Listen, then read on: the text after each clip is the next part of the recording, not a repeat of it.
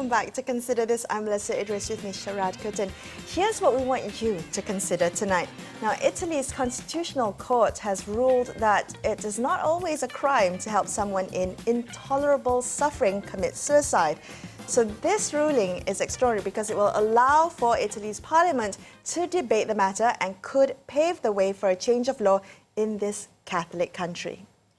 Melisa, of course, the idea that Italy is a Catholic country, I think, is very important because the way in which religion has shaped a public policy, many countries, the idea that you have a right over your body can't be taken for granted. Often there's a feeling that it's a divine right, to whether you live or don't live, or in some instances, the state has the right to make that decision and not the individual. And I think what this conversation does, it squarely centers on the question of the individual, their right to dignity, and their right to define what a dignified life is, and whether they have then the choice to take it away. Well, it's a very difficult conversation to have, especially one at a state level, because it's emotive, right? And it's divisive. So you can have, people coming up from different sides of the argument. And I think there are ethical arguments. There are also kind of practical arguments in terms of, properly regulating euthanasia.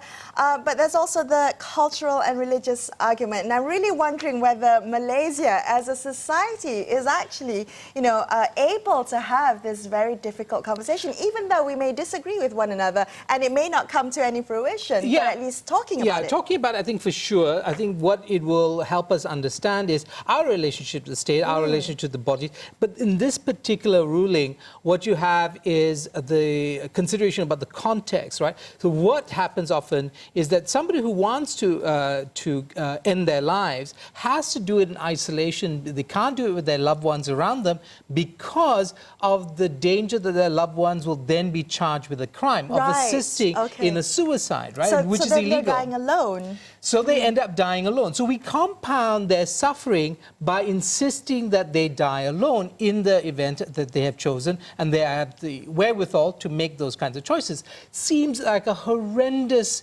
way in which society has found its way through this very difficult question of the dignity of life and so on and so forth. So I think Italy is in for a fascinating conversation about this. Yes, and especially one, as I mentioned earlier, which is a Catholic country. So, even though with all the kind of religious arguments, they're still mature enough to have this conversation, not just at, the constitutional court level, as well as society and in Parliament. There you go. I think it's something to learn there from Italy. All right, that's all the time we have for you on today's show. I'm Melisa Idris, and with me, Sharaad Kuttan. We will be back with another episode of Consider This tomorrow at 10 p.m. We'll catch you then.